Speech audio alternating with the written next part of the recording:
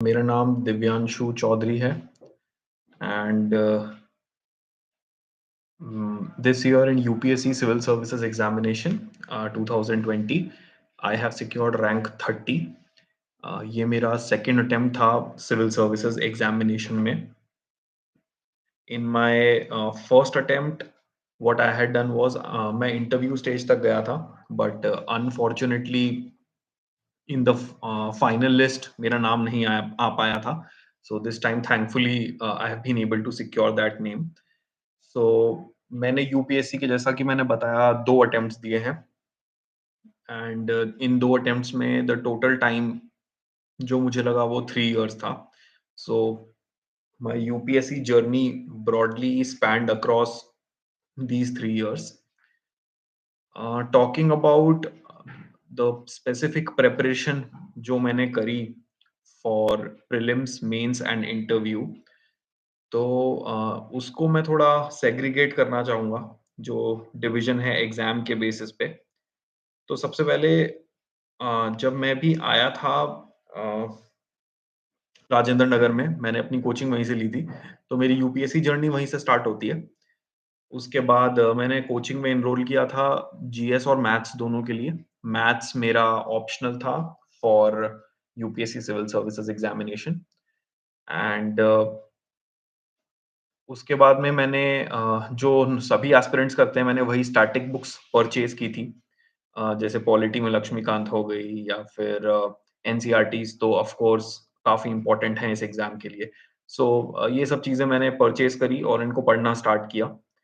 ये सब करने के बाद में कोचिंग मेरी साथ-साथ चल रही थी. Maths was very hectic because ultimately it takes a lot of time to cover maths. तो उसमें थोड़ा टाइम मुझे लगा.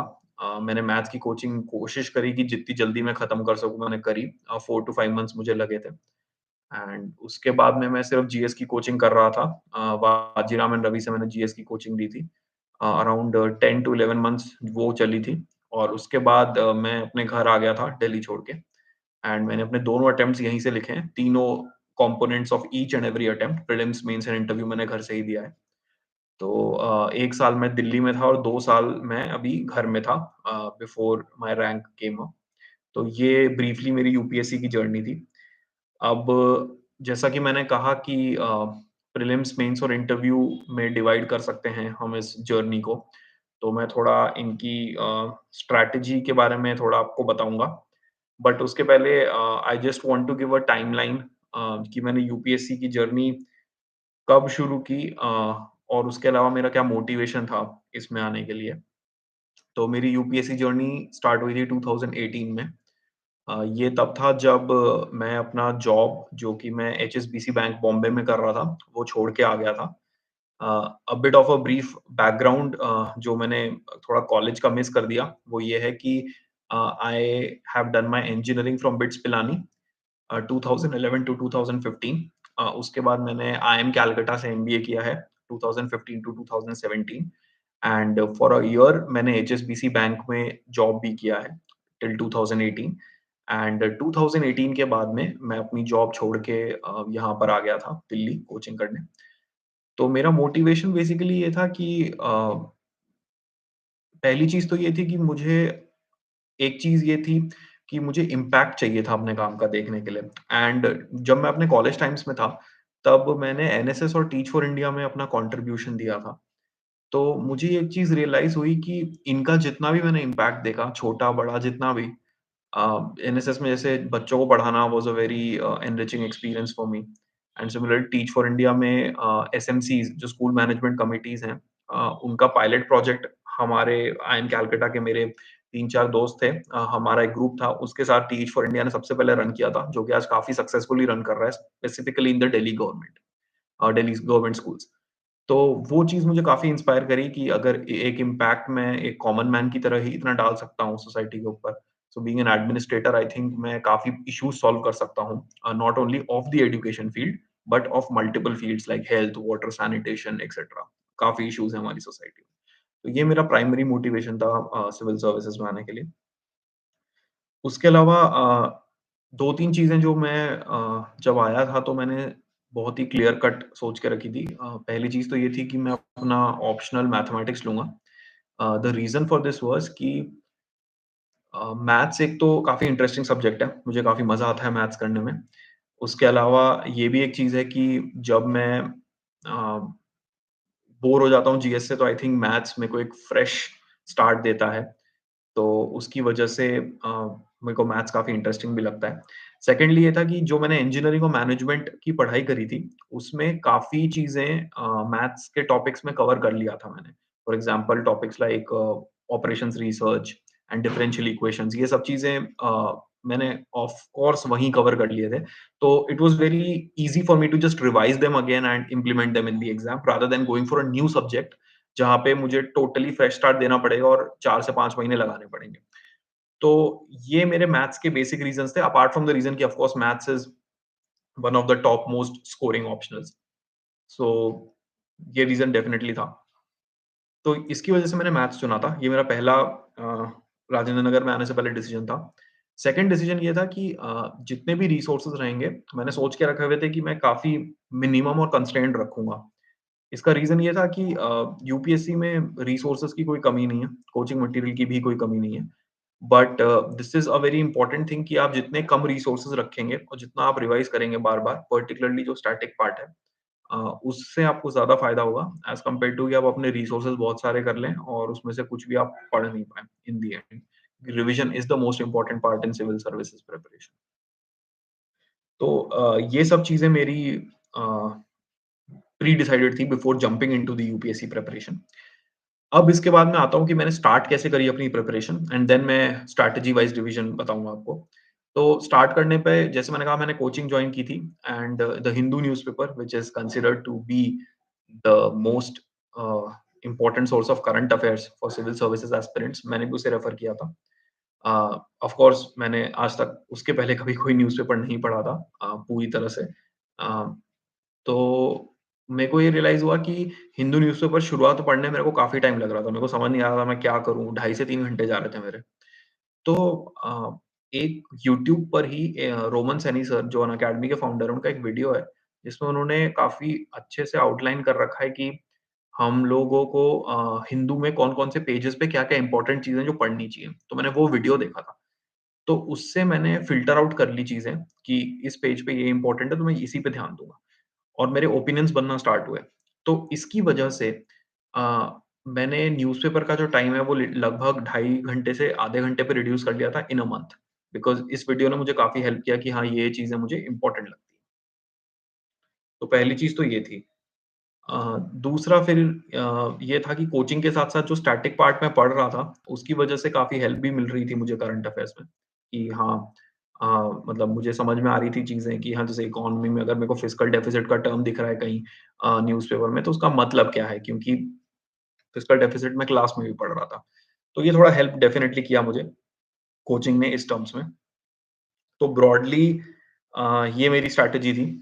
न्यूज़पेपर मैंने एक ही फ़ॉलो किया था, हिंदू न्यूज़पेपर जो था एंड उसके अलावा मैंने कोई न्यूज़पेपर फ़ॉलो नहीं करा। आई थिंक एक न्यूज़पेपर मोर देन इनफ है। हिंदू और इंडियन एक्सप्रेस में जो भी आप लें आपकी चॉइस है, पर मैं सजेस्ट करूँगा कि आप हिंदू लें क्योंकि इंडियन एक्सप्रेस थोड़ा भारी पड़ता है। तो ये मेरा आपको सजेशन रहेगा। उसके अलावा जो ये चीज़ है कि यूपीएससी में मैगज़ीन्स कितनी इम्पोर्टेंट है, आई थिंक मैगज़ीन्स इम्पोर्टेंट नहीं है। मैंने 1, 2, 3 महीने योजना ली थी, पढ़ी थी, पर मुझे लगता है वो काफ़ी स्कीम स्पेसिफिक मैगज़ीन है, जो जैसे क्वेश्चन्स मेंस में आते नहीं हैं। डेफिनिटली आप स्कीम्स कोट कर सकते हैं अपने आंसर्स में, लेकिन at the same time there are no scheme specific questions which will be asked. तो इसलिए आपको मेरे को नहीं लगता मैगज़ीन्स पढ़ने की कोई रिक्वायरमेंट है। सिर्फ़ जो करंट अफेयर्स मैगज़ीन्स आती हैं, जैसे मैंने विजन आईएएस की रेफर करी थी वो मुझे सफिशिएंट लगी to make the answers for mains examination. उसके अलावा अब ये है कि डेली कितने घंटे तो मुझे लगता है कि इनिशियली जब आप कोर्स स्टार्ट करते हैं और आपका कोचिंग अगर है, तो आपके घंटे काफ़ी ज़्यादा हो जाते हैं बिकॉज़ मेरा ऐसा था कि शुरुआत के 4 महीने मैं 3-3 क्लासेस लगा रहा था, तो मेरे करीब-करीब 9 घंटे तो कोचिंग में ही जा रहे थे। तो उसके बाद में ज़्यादा पढ़ने की मेरी हिम्मत रहती नहीं थी, 2 से 3 घंटा पढ़ पाता था। तो मेरा 11 से 12 घंटे पढ़ाई था। लेकिन एक बार जब मेरी मैथ्स की कोचिंग खत्म हो गई, तब मेरे को काफ़ी टाइम मिलने लग गया एंड उसके बाद में मैंने अ, जीएस की कोचिंग के साथ-साथ 6 से 7 घंटा रेगुलरली पढ़ना शुरू शुरू किया और मेरे हिसाब से उतना टाइम सफिशिएंट है फॉर यूपीएससी एस्पिरेंट बट आपको शुरू में खींचना पड़ेगा। This will be go on for like 5-6 months जब तक आप स्टैटिक बुक्स खत्म करेंगे, अपनी ऑप्शनल को खत्म करेंगे, उसमें टाइम लगता है, लेकिन उसके बाद I think 6 to 7 months is more than enough for you to go forward with this. तो ये था मेरा ब्रॉड शेड्यूल और क्या-क्या मैंने फॉलो किया। उस एक फाइनल चीज़ जो मैं बता दूँ जिस स्ट्रैटेजी डिस्कस करने पहले वो ये है कि आपने कौन-कौन से सोर्सेज़ और बुक लिस्ट को रेफर किया था। तो मेरी जो बुक लिस्ट थी वो काफ़ी कुछ एकदम बेसिक थी। फॉर एग्ज़ाम्पल एनसीईआरटीज़ हो गया हिस्ट्री में, देन स्पेक्ट्रम बुक जो रेफर करते हैं वो मैंने रेफर की थी। उसके अलावा पॉलिटी में लक्ष्मीकांत हो गया। इकोनॉमी के लिए मैंने कोई सोर्सेज़ रेफर नहीं किए थे क्योंकि इकोनॉमिक्स का मेरा बैकग्राउंड था ऑलरेडी। सो अ, वो चीज़ था। तो यही थे मेरे ब्रॉड बुक लिस्ट पर से। अब I would like to discuss कि मेरी ब्रॉड स्ट्रैटेजी क्या थी for prelims, mains and interview. तो प्रीलिम्स एक क्वेश्चन मुझे यहाँ दिख रहा है कि सर मैं कन्फ्यूज़ हूँ कि कौन-सा मीडियम चूज़ करूँ। आई डोंट थिंक मीडियम का कुछ ज़्यादा इम्पोर्टेंस है। आपको डेफिनिटली जिस भी मीडियम में आप कंफर्टेबल हो, आप उसके थ्रू जा सकते हैं। But at the same time a, what you can do is कि आप जिस भी मीडियम में अपने आप को अच्छे से एक्सप्रेस कर सकते हैं, आपको वही मीडियम लेना चाहिए। ये मेरा सजेशन रहेगा आपको। मैं इंग्लिश में कंफर्टेबल था बिकॉज़ मेरा बैकग्राउंड वैसा है, तो मैंने इंग्लिश रेफर किया। So coming back to my strategy prelims, mains and interview. तो प्रीलिम्स में मेरी स्ट्रैटेजी काफ़ी क्लियर थी क्योंकि मेरा स्टार्टिंग बुक लिस्ट पहले से ही बहुत छोटा था और मैं रिवाइज़ करता था बार-बार, तो मेरे को बस करंट अफेयर्स के लिए मैक्सिमाइज़ करना था अपना स्कोर। तो करंट अफेयर्स के लिए मैंने 2 मैगज़ीन्स रेफर करी थी, विज़न की और इनसाइट्स की। इसकी वजह से ये हुआ था कि मेरे मंथली करंट अफेयर्स अच्छे कवर हो गए थे। एंड इनसाइट्स का एक बहुत अच्छा इनिशिएटिव है, इट्स कॉल्ड आरटीएम और रेडी थ्रू एमसीक्यूज़ जिसको बोलते हैं। उसमें डेली करंट अफेयर्स के 10 क्वेश्चन होते हैं। तो बेसिकली आपके हर दिन के जो भी करंट अफेयर होंगे उसके ऊपर 10 क्वेश्चन बोले जाएँगे और ये मंथली पीडीएफ इनसाइट्स की वेबसाइट पे आपको अवेलेबल होता है एंड 300 क्वेश्चंस उसमें होते हैं। तो ये मैंने 1 साल का पूरा रेफर किया था। तो अगर आप देखेंगे कि करंट अफेयर्स के लिए मैंने क्या-क्या किया था, so I had read the newspaper. उसके अलावा मैंने मंथली मैगज़ीन्स रेफर करी थी, विज़न और इनसाइट्स की। और उसके बाद मैंने फाइनली रेफर किया था डेली करंट अफेयर्स को through insights RTM MCQ initiative. तो ये मेरा बेसिक प्रीलिम्स का स्ट्रैटेजी था। उसके अलावा एक चीज़ जो मैंने बहुत फॉलो करी थी प्रीलिम्स में, जो लोग काफ़ी पूछते भी हैं वो टेस्ट सीरीज़ के बारे में कि सर कितनी टेस्ट सीरीज़ लें और कितने क्वेश्चन्स अटेम्प्ट करने चाहिए सब। तो टेस्ट सीरीज़ का ये फंडा था कि मेरे फर्स्ट अटेम्प्ट में क्योंकि मैं काफ़ी एक्साइटेड था कि मेरा पहला प्रीलिम्स है, तो मैंने करीब-करीब 80 टू 100 मॉक टेस्ट लगाए थे। बट मुझे एग्ज़ाम देने के बाद रियलाइज़ हुआ कि it's not about giving more number of marks rather than it's about how logically you can apply your brain to the questions that are being asked. इसमें particularly elimination technique ने मुझे काफ़ी help किया, जो मैंने use करी थी second attempt में ज़्यादा as compared to the first attempt. तो उसकी वजह से मैंने इस बार सेकंड अटेम्प्ट में 40 टू 50 मॉक्स ही लगाए थे, लेकिन क्योंकि मैंने ये क्वेश्चन्स अच्छे से कुछ किए थे कि जैसे मेरे को कोई क्वेश्चन नहीं आता है, तो मैं उसका लॉजिकली आंसर अराइव कर पाता हूँ या नहीं, based on my limited knowledge, या अगर कोई तुक्का चल गया मेरा, तो मैं उसको उसका सॉल्यूशन देखूँ और ये नहीं कि वो सही हो गया तो बस आगे बढ़ जाऊँ। तो ये जो स्ट्रैटेजीज़ थी, जो मैंने कुछ सेकंड अटेम्प्ट में अपनी सीखी फ्रॉम द फर्स्ट अटेम्प्ट, उसकी वजह से मेरा प्रीलिम स्कोर भी थोड़ा ज़्यादा आया इन द सेकंड अटेम्प्ट। तो ये मेरी प्रीलिम्स की ब्रॉड स्ट्रैटेजी थी। I think 40 to 50 mocks is enough. Vision IAS के मैंने मॉक्स लगाए थे, वो आई थिंक बेस्ट है मार्केट में। उसके अलावा मैंने इनसाइट्स के भी मॉक्स लगाए थे, तो वो आप देख सकते हैं कि आपको 2 मॉक टेस्ट सीरीज़ लगाना ज़रूरी है प्रीलिम्स के लिए। विज़न एक कंपल्सरी है, उसके अलावा आप किसी का भी लगा सकते हैं, जिसका आपका मन करे। तो ये मेरी स्ट्रैटेजी थी broadly for prelims. And now I talk about my mains strategy. तो मेंस में मेरा ऐसा था क्योंकि मेरा ऑप्शनल मैथमेटिक्स था, so I wanted large amount of time for mathematics to practice, क्योंकि एक तो आपका रिटर्न ऑन इन्वेस्टमेंट उसमें काफ़ी ज़्यादा है एंड आल्सो मैथ्स टाइम भी ज़्यादा लेता है। तो मैंने अगर आप टाइम डिवीज़न की बात माने तो करीब-करीब 60:40 कह सकता हूँ मैं। 60 for mathematics and 40 for GS, ये मेरा टाइम डिवीज़न था। For mains preparation. And GS के लिए मैंने वही रिसोर्सेज बार-बार रेफर किए थे, जो अपने स्टैटिक रिसोर्स जो बुक लिस्ट मैंने आपको बताई, और उसके अलावा विजन आइज की करंट अफेयर्स मैगज़ीन्स एंड जो पीटी और मेंस 365 उनका आता है for prelims and mains respectively, वो मैंने रेफर किया था। तो ये मेरे मेंस के बेसिक रिसोर्स लिस्ट थी। एंड उसके अलावा अगर मैं मॉक टेस्ट की बात करूँ तो मैंने अपने सेकंड अटेम्प्ट में विजन और फोरम दोनों की मॉक टेस्ट सीरीज लगाई थी। अराउंड 14 टू 15 टेस्ट्स मैंने लिखे थे जीएस के, जो कि फर्स्ट अटेम्प्ट में 7 ही थे। तो मैंने डबल किए थे इस बार क्योंकि मेरे को थोड़ी ज़्यादा प्रैक्टिस करनी थी। एंड ये मेरा बेसिक फंडा था। ऐसे के लिए मैंने फर्स्ट अटेम्प्ट में 5 टेस्ट लिखे थे, इस बार 3 लिखे थे। तो ओवरऑल आप ये मान सकते हैं कि इस बार मैंने करीब-करीब 17-18 टेस्ट तो जीएस प्लस एसए के लिखे थे। उसके अलावा मैंने करीब 12 टेस्ट्स मैथ्स के लिखे थे, तो अराउंड 30 मॉक टेस्ट्स ओवरऑल मैंने अपनी मेंस प्रिपरेशन के लिए लिखे थे सेकंड अटेम्प्ट। तो मेरे हिसाब से मेंस के लिए मॉक टेस्ट देना सबसे ज़्यादा इम्पोर्टेंट चीज़ है।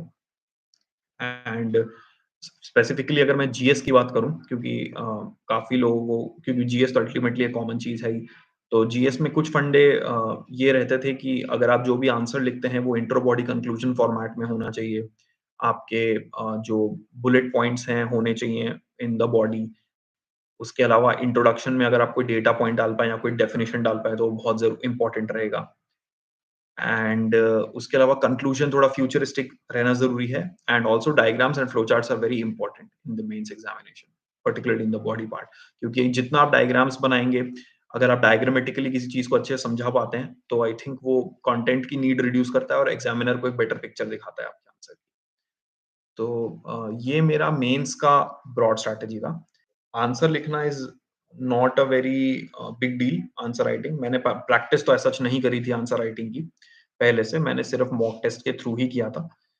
बट ये है कि speed is very important in the actual exam, because आपको 20 क्वेश्चंस 3 आवर्स में खत्म करने होते हैं, which is a big, big deal. तो you have to maintain speed and consistency. अगर आप, मैंने इसको एक्चुअली डिवाइड कर लिया था कि 10 क्वेश्चन 10 मार्क्स के हैं, 10 क्वेश्चन 15 मार्क्स के हैं। तो अगर आप मैथमेटिकली जाएँगे तो 7.5 मिनट्स आपको पर 10 मार्क क्वेश्चन के लिए लगेंगे और आपको 10.5 मिनट्स पर 15 मार्क क्वेश्चन के लिए लगेंगे। तो मैं स्ट्रिक्टली अडहेयर करता था इस टाइम लिमिट से कि मेरे को 75 मिनट्स में 10 क्वेश्चन 10 मार्कर्स खत्म करने हैं और 105 मिनट्स जो बचेंगे उसमें मेरे को 15 मार्कर्स खत्म करने हैं। मैंने अपना टाइम डिवीजन काफ़ी मैथमेटिकली स्लॉट आउट किया था। इसमें कुछ लोग ऐसे भी करते हैं कि 15 वाले पहले अटेम्प्ट कर लेते हैं, तो आप वो भी कर सकते हैं, उसमें कोई ऐसा इश्यू नहीं है, बट मैं सीक्वेंशियली ही चलता था। That was my strategy. उसके अलावा पेन का भी थोड़ा इम्पोर्टेंस रहता है कि आप कौन-सा पेन यूज़ करते हैं। सेलो फ्लो पॉइंट एक पेन है जो आई थिंक काफ़ी पॉपुलर है एस्पिरेंट्स में, आई थिंक आपको भी यूज़ करना चाहिए। And diagram is not important for each and every answer. Of course कुछ टॉपिक्स ऐसे ज्योग्राफी हो गया जिसमें आप मैप बना सकते हैं इंडिया का, या वर्ल्ड वर्ल्ड ज्योग्राफी में ग्लोब बना सकते हैं। तो वो सब में इम्पोर्टेंट है डायग्राम, लेकिन हर उसमें डायग्राम यूज़ करना इम्पोर्टेंट नहीं है। वो कभी-कभी रिडंडेंसी का भी फीलिंग देता है एग्जामिनर को। तो it is important that you have a judgement कि आपको कहाँ यूज़ करना है और कहाँ यूज़ नहीं करना है। वो आप जब आप प्रैक्टिस करेंगे मॉक्स, उसके थ्रू ही आपको पता चलेगा। So this was my major main strategy. Talking about my interview specific strategy was because दोनों ही अटेम्प्ट्स में since I went to the interview stage, तो इस बार क्योंकि डैफ मेरा पिछली बार की तरह रेडी था। लास्ट टाइम ये हुआ था कि मेरा इंटरव्यू सेकंड वीक में आ गया था, so I didn't have much time to prepare. तो मैं बारली 5 टू 6 मॉक्स दे पाया था, 4 टू 5 में भी। एंड उसके बाद मैंने अपना एक्चुअल इंटरव्यू दिया था और मैं बहुत नर्वस था। तो मेरा स्कोर अच्छा नहीं आया था। I only scored 146 marks last year. तो ये एक मेजर वजह थी कि मैं लास्ट ईयर क्वालीफाई नहीं कर पाया था, because my interview score was below par. But this year क्योंकि कोविड की वजह से सारे इंटरव्यूज़ डिले हो गए, तो I had an ample amount of time to prepare, करीब 4 से 5 महीना। तो मैंने अपना डैफ का हर एक वर्ड, उसका मीनिंग रजिस्टर में लिख लिया। मैंने अपने डैफ को काफ़ी अच्छे से एनालाइज़ किया। अपनी हॉबीज़ बहुत अच्छे तरीके से मैंने प्रिपेयर करी थी। स्पेसिफिकली मेरी एक हॉबी है इंडियन माइथोलॉजी, जो काफ़ी एक पॉपुलर हॉबी है क्योंकि सबके पास कुछ ना कुछ परसेप्शन होता है इस हॉबी का। तो ये मैंने प्रिपेयर करी थी बहुत अच्छे से। तो इसकी वजह से ये हुआ कि ऑनलाइन ही चल रहा था सब कुछ, तो मैंने मॉक इंटरव्यूज़ देना चालू कर दिया और मैं बहुत मॉक इंटरव्यूज़ दिए। मैंने करीब-करीब 30 मॉक इंटरव्यू दिए थे इस बार, which was a massive jump from last year. And मैंने बहुत सारे ऑनलाइन मॉक इंटरव्यूज़ दिए। आई थिंक मैंने कोई इंस्टीट्यूट नहीं छोड़ा इस देश का जहाँ मैंने मॉक इंटरव्यू ना दिया हो। एंड उसकी वजह से जो मेरा स्कोर था इस बार, वो लास्ट टाइम 146 था, इस बार 206 है। तो 60 मार्क्स का जंप मेरा सिर्फ इंटरव्यू में हुआ था, which is a massive jump and which has thankfully landed me into the coveted IAS position. तो इंटरव्यू स्ट्रैटेजी में तो यही है कि एक तो आप डैफ को बहुत अच्छे से प्रिपेयर करें, व्हिच इज़ वेरी इम्पोर्टेंट और उसके अलावा current affairs is very important because जैसे मेरा ऑप्शनल मैथमेटिक्स था, तो मैथमेटिक्स से नॉर्मली क्वेश्चन्स पूछे जाते नहीं हैं, बिकॉज़ मेरा ऑप्शनल ह्यूमैनिटीज़ होता अगर सोशियोलॉजी पब टाइप तो उसमें पूछ सकते थे, बट मेरे ऑप्शनल में वो स्कोप नहीं था। तो मेरे से काफ़ी क्वेश्चन्स करंट अफेयर्स के ही पूछे गए थे। तो इसलिए मैंने करंट अफेयर्स के करीब-करीब मतलब मैंने 2 न्यूज़पेपर्स पढ़े थे, एक हिंदू और टाइम्स ऑफ इंडिया। तो ये मैं सजेस्ट करूँगा कि आपको करंट अफेयर्स से अपडेटेड रहना है और उसके अलावा आपको अपना डैफ बहुत अच्छे से प्रिपेयर करना है।